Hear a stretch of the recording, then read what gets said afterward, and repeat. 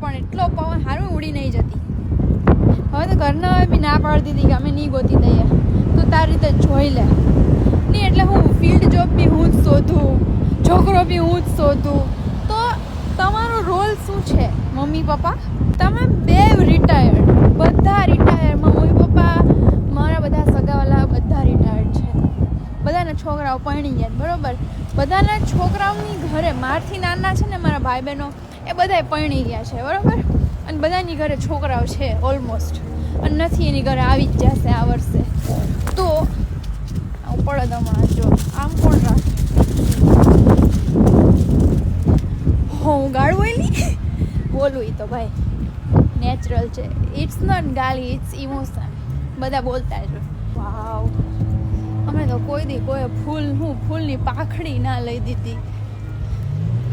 મારા નસીબમાં નકરા કાંટા જ છે, કઈ વાંધો નહીં. હા તો બધા રિટાયર્ડ જ છો યાર, તો એક દામાદ તો ગોતો. અને હું મારા માટે ક્યાં કહું છું, હું તો તમારા લોકો માટે કહું છું કે સમાજમાં બધાની હારોહાર તમારી પાસે બી એક સુંદર સુશીલ ગુણવાન દામાદ હોય, બીજું કાંઈ નહીં. મારા માટે નથી કહેતી હું કે છોકરો ગોતો એમ, મારથી તો કામ થાય જ છે અહીંયા. મને ક્યાં કાંઈ ડોક ને કમર ને પગ ને એવું દુખે છે, હું તો બધું કામ થાય જ છે મારથી. કે હું તો એકલા ટેસ્ટથી જો ટેલતા જાવ જ છું. આ તો કોઈ હોય તો બે ઘડી આનંદ એના માટે. ખાલી નામનો તડકો છે. આ જો પાછળ કપલિયા દેખાય, કંઈ પેલું બ્લેક એન્ડ વ્હાઈટ પહેરેલું આ રહ્યા જો કંઈ દેખાય. પેલું ડોનેશન બોક્સની બાજુમાં જો ચોટીનું ઊભા છે.